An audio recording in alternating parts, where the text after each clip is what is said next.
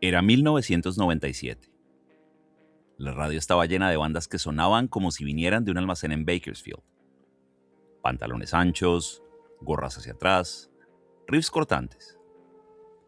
Korn ya había puesto el bajo downtuned en el centro del mapa. Limp Bizkit estaba explotando. En las estaciones de rock el formato se llamaba Modern Rock, pero sonaba cada vez más igual. La misma agresión, la misma fórmula, la misma energía contenida en una caja de ritmos digital. Pero My Own Summer, Shove It, sonaba distinto. La batería de Abe Cunningham no machacaba, grooveaba. Los golpes tenían espacio entre ellos. Swing, una elasticidad que ninguna otra banda estaba usando. La guitarra de Stephen Carpenter no era un muro de ruido, era una ola. Subía, bajaba, se retiraba, volvía. Y la voz de Chino Moreno no elegía entre cantar y gritar. Hacía las dos cosas en la misma frase, a veces en la misma sílaba, como si la canción estuviera peleando consigo mismo. En MTV, el programa de Beavis y Butthead la puso entre comerciales de pizza y críticas a videos de metal genérico. Los personajes hicieron lo de siempre, se rieron, la llamaron cool. Pero los adolescentes que la escucharon esa noche no supieron qué hacer con ella. No era lo suficientemente pesada para los que solo escuchaban metal. No era lo suficientemente melódica para los que venían del grunge. No encajaba en el nu metal que empezaba a despegar. Era otra cosa, algo que no tenía nombre. En los shows, cuando la tocaban, el público no sabía si moverse con el groove de la batería o esperar el golpe de la guitarra, y la canción no les daba una respuesta. En las revistas, los críticos la ponían en listas junto a bandas con las que no tenían nada que ver. La banda misma leía las reseñas y no se reconocía. Los sellos preguntaban qué iban a hacer después, cómo repetir el éxito. La banda no sabía responder porque no pensaba en términos de repetir nada. My Own Summer siguió sonando en la radio. Los que la escucharon no la entendieron del todo, pero la guardaron. En algún lugar de su memoria, la canción quedó flotando, no como algo que el mundo iba a alcanzar, sino como algo que no necesitaba ser alcanzado. No tenía nombre y no lo necesitaba. Sacramento, California, principios de los 90. No es Los Ángeles ni San Francisco. Es una ciudad de estado agrícola, capital con una calle principal que se llama Capitol Mall y el resto es puro suburbio. La escena local no aparece en ninguna revista nacional. Las bandas que pegan en la radio vienen de Seattle o del Valle de San Fernando. Sacramento es un lugar donde se pasa de camino a otro lado. Chino Moreno, Stephen Carpenter, Abe Cunningham y Chi Cheng crecieron ahí, en los márgenes. Iban juntos al colegio. Se juntaban en el garage de Carpenter después de que un accidente de auto lo dejara en silla de ruedas por un año. Carpenter no podía caminar, pero podía tocar la guitarra, y tocaba todo el tiempo. Escuchaban Depeche Mode, Faith No More, Bad Brains, The Cure. Mezclaban lo pesado con lo etéreo sin saber que esa mezcla era rara. Pero para ellos era natural. No había manual. No había escena que imitar. Solo 4 amigos en un garage, tocando lo que les salía. En 1993 grabaron un demo en el estudio de un amigo. Lo llamaron Like Linus, por el personaje de Peanuts. Lo copiaron a mano en cassettes. Lo vendieron en shows de hardcore local. Lo pasaron a otros skaters de la ciudad. No había estrategia ni plan. Era una banda de amigos que tocaba porque no tenían otra cosa que hacer. Por azares del destino, el cassette llegó a manos de un ejecutivo de Madonna's Maverick Records. No sabía qué escuchar, que no era metal, no era alternativo, no era nada clasificable. Pero sonaba como si ya hubiera estado ahí. Como si esa mezcla de texturas pesadas y voces flotantes fuera algo que alguien estaba esperando, aunque nadie supiera nombrarlo. La banda firmó contrato, pero no se mudaron a Los Ángeles. No persiguieron la industria. La industria los encontró en el garage de Carpenter, en los shows de skaters, en una ciudad que no era nada. Años después, cuando los periodistas preguntaban cómo habían logrado ese sonido, Chino lo resumía en una frase: no sabíamos que estábamos haciendo algo diferente. Solo sabíamos que nos gustaba cómo sonaba. Ahí estaba todo, en Sacramento, en el no lugar, antes de que alguien les dijera qué debían ser. Adrenaline salió en 1995 y era pesado, pero no como el metal que se estaba haciendo. Tenía melodías, pero no como el rock alternativo. Los bajos estaban afinados en drop D, como Korn, pero no había DJ, no había scratching, no había letras sobre bullying adolescente. Engine Number 9 empezaba con un riff de thrash y terminaba en un bucle de guitarra que parecía colapsar sobre sí mismo. Ruth tenía esa voz que pasaba del susurro al grito, sin avisar. Los críticos escribieron que era nu metal, porque era la caja que tenían a mano, pero la banda leyó esas reseñas y no fue capaz de reconocerse en ellas. 2 años después, Around the Fur los puso en el mapa. My Own Summer sonaba en la radio. Be Quiet and Drive, Far Away llegó a más gente. Las giras los llevaron a tocar con Korn, con Limp Bizkit, con bandas que compartían cartel, pero no sonido. En los camerinos, Chino miraba a los otros cantantes y no sabía qué decirles, porque no compartían las mismas referencias, no compartían la misma forma de entender la música. La prensa insistía con la etiqueta. La banda insistía en que no les quedaba. Chino lo dijo en una entrevista: somos una banda de rock, y eso es todo. Pero las categorías no preguntan si las necesitas, simplemente te alcanzan. Los años pasaron. Korn siguió siendo Korn. Limp Bizkit implosionó. El nu metal se volvió chiste. Después, nostalgia. Deftones, por su parte, siguió haciendo discos. Y en cada entrevista, la misma pregunta. En cada respuesta, el mismo rechazo. La etiqueta no se iba. No porque les quedara bien, sino porque nadie había inventado la palabra para lo que sonaba. En Digital Bath, la guitarra de Stephen Carpenter no golpea, se extiende. Los acordes flotan como ondas en un tanque de agua. La reverberación llena los espacios vacíos.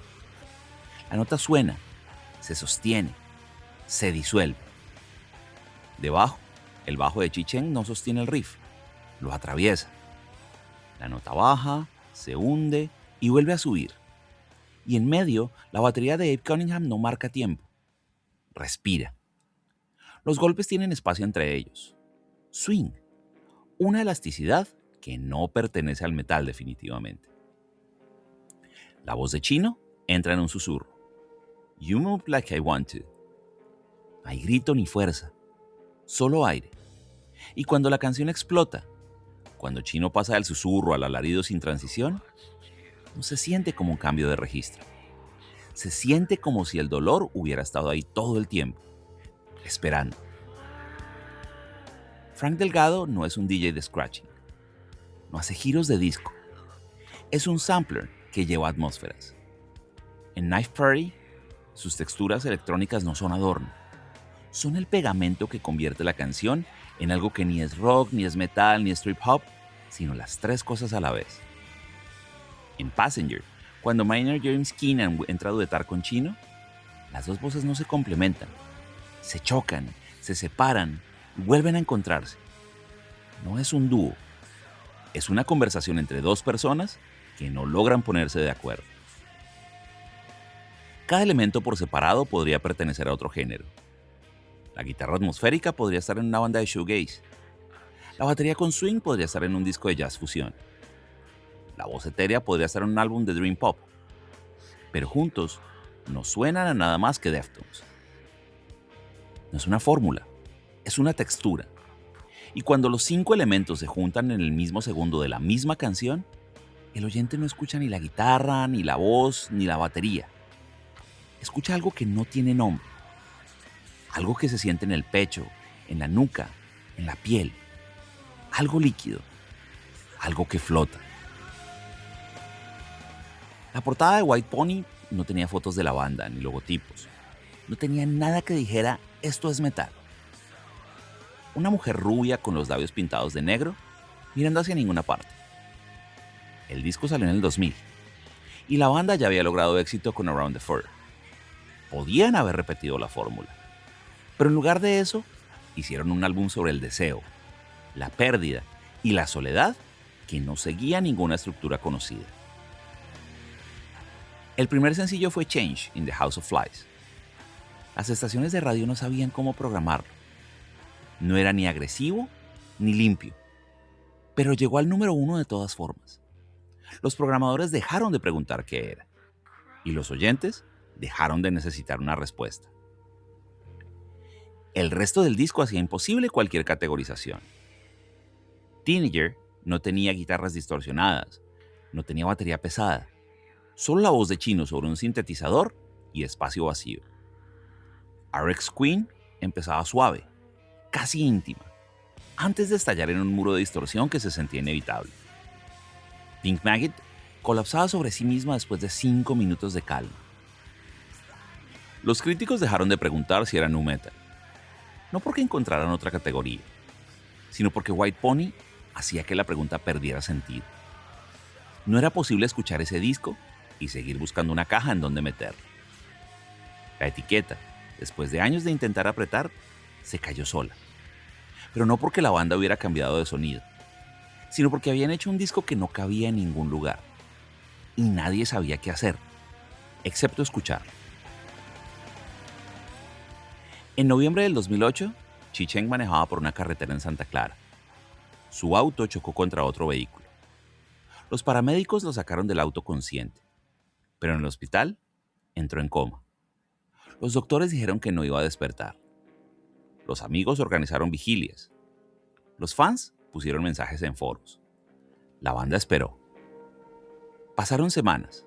Después, meses. La gira de Saturday Night Wrist quedó suspendida. Los shows se cancelaron. Sergio Vega, bajista de Quicksand, que había estado tocando con ellos durante la gira, se quedó. Pero no porque fuera a reemplazar a Chi. Nadie hablaba de reemplazo. Vega sostenía el espacio mientras esperaban. En 2009, Chino empezó a escribir más canciones. No sabía si Chi iba a volver. No sabía si la banda iba a seguir. Pero él seguía escribiendo. Stephen componía riffs. Abe programaba baterías. Frank armaba atmósferas. Las canciones empezaron a juntarse en los ensayos, pero nadie hablaba de grabar. Hasta que un día Chino dijo, Chi querría que siguiéramos grabando. Y lo hicieron. Grabaron Diamond Eyes en 2010. Cada vez que entraban al estudio, sabían que él no iba a escuchar. Pero lo hicieron igual. El disco no era una elegía, era una afirmación. Las canciones sonaban con una urgencia que antes no estaba. Sextape era un sueño del que no querías despertar. You've Seen the Butcher era tensión pura, contenida, lista para explotar.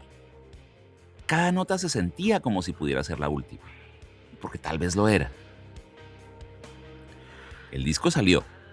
La banda volvió a los escenarios. Sergio tocaba el bajo, pero en el lado del escenario dejaban un bajo extra, vacío, sin amplificar, solo ahí. Los fans lo veían y entendían. La banda no lo mencionaba, no hacía falta. En 2012 grabaron Koi no Yokan.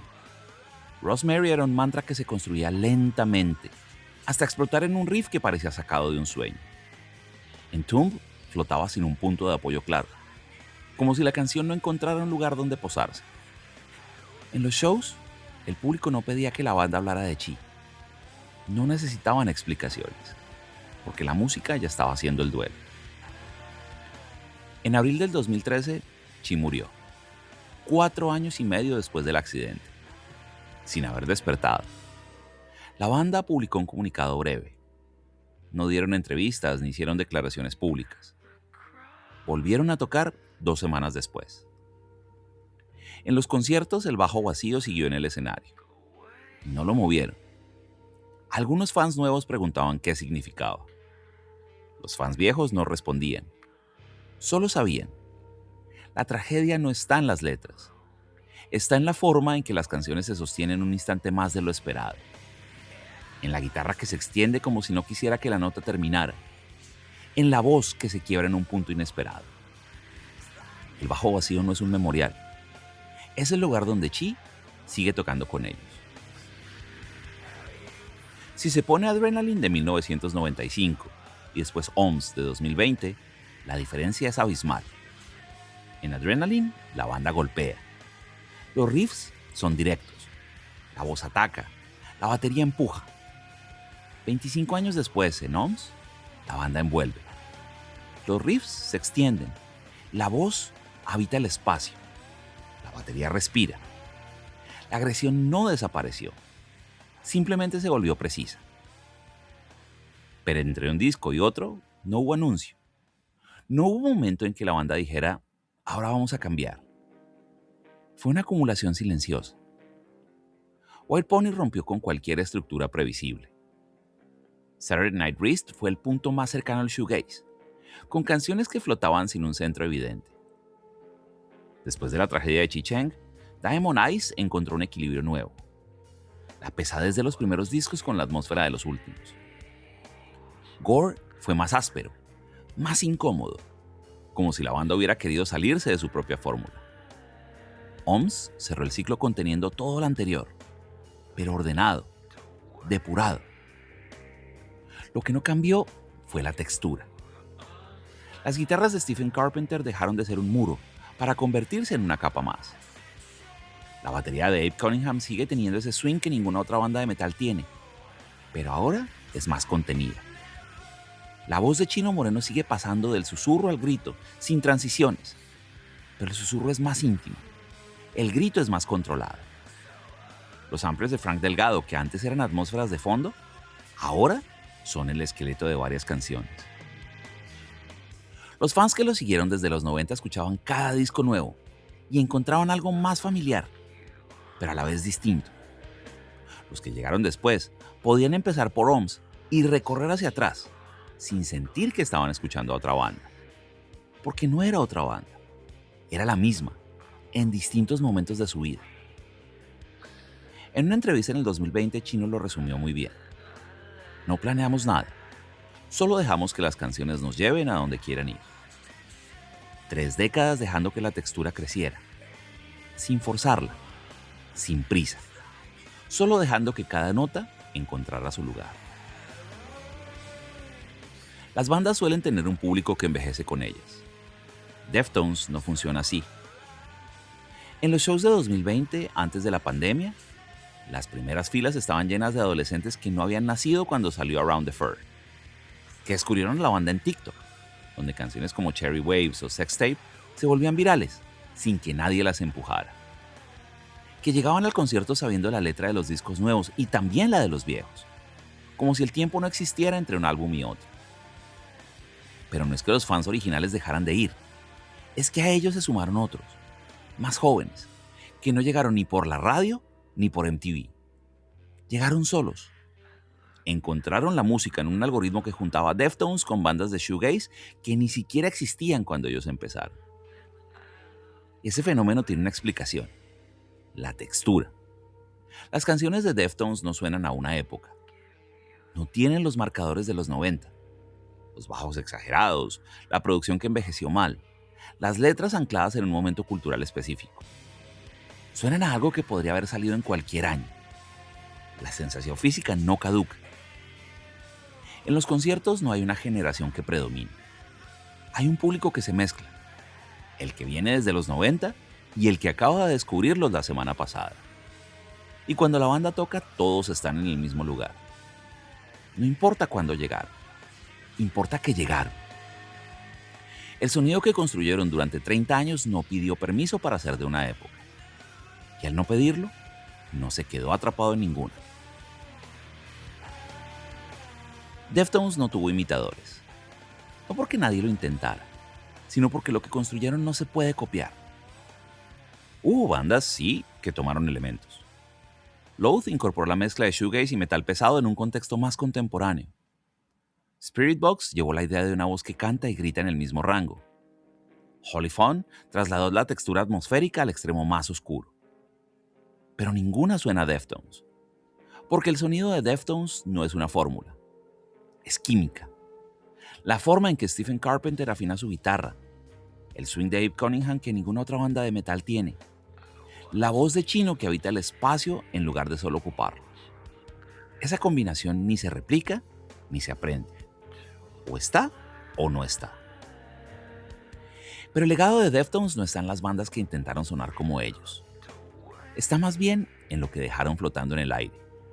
La certeza de que la música no necesita una etiqueta para existir. Que las texturas pueden mezclarse sin justificación. Que la agresión y la fragilidad no son opuestos. Que no hace falta elegir. Esa lección nos enseña, se absorbe y está ahí, en las bandas que ahora hacen música sin pedir permiso para no encajar. En las que mezclan géneros sin explicar por qué. En las que construyen su propio sonido sin esperar que alguien les diga cómo nombrarlo. Deftones dejó la textura, pero otros encontraron su propia forma de habitarla. Lo que Deftones dejó no es un disco perfecto, es un permiso. Porque antes de ellos la música pesada tenía algunas reglas. O eras metal, o eras alternativo, o eras grunge. Cada género tenía su vocabulario emocional, su lista de lo que sí podías hacer y lo que no. Deftones no rechazó esas reglas, simplemente no las escuchó. Y al no escucharlas, demostró que la música puede existir sin necesidad de una etiqueta. El permiso que dejaron es simple, pero profundo. No tienes que saber cómo nombrar lo que sientes. La agresión y la fragilidad pueden coexistir en la misma frase, en la misma nota, en el mismo segundo. Puedes flotar, puedes no elegir. Ese permiso no está solo en los músicos que vinieron después. Está en los oyentes. Está en los adolescentes que no encajaban en ningún lugar y encontraron en esas texturas un espacio donde no tener que decidir quiénes eran. En los que crecieron sin saber si estaban tristes o enojados y descubrieron que una canción podía contener las dos cosas, sin resolver la contradicción. En los conciertos de Deftones, cuando Chino baja la voz en el puente de Be Quiet and Drive, el público no espera el golpe, espera la nota y la sostiene con él. En ese silencio compartido hay algo que no estaba antes. Hay permiso.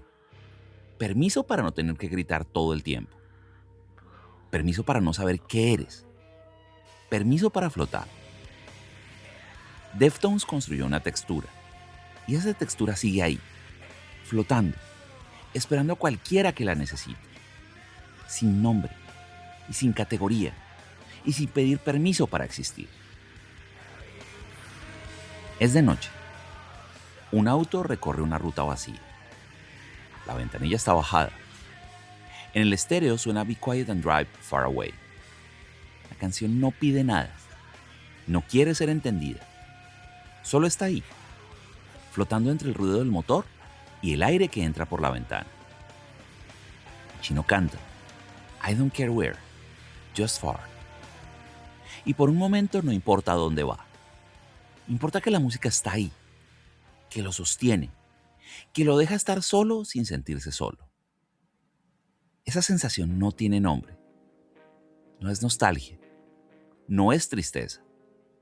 Es algo más. La certeza de que hay una textura que se puede habitar cuando no se sabe cómo decir lo que se siente. Deftones construyó esa textura durante 30 años. Canción por canción. Nota por nota. Sin pedir permiso. Sin pedir que la entendieran. La banda que empezó en un garage de Sacramento, en una ciudad que no era nada, ahí sigue. En los parlantes de un auto en una ruta vacía. En los auriculares de un adolescente que no encaja. En la memoria de los que estuvieron en las primeras filas de los 90 y también en los que las llenan ahora. Deftones no se adaptó a su época. Su época tuvo que adaptarse a ellos. Pero la época no es lo que importa. Lo que importa es esa textura que no se disuelve. El auto sigue. La carretera sigue. No pertenece a ningún género, ni a ninguna época, ni a ningún lugar. Pertenece a quien la escucha. Por eso, décadas después, sigue sonando igual.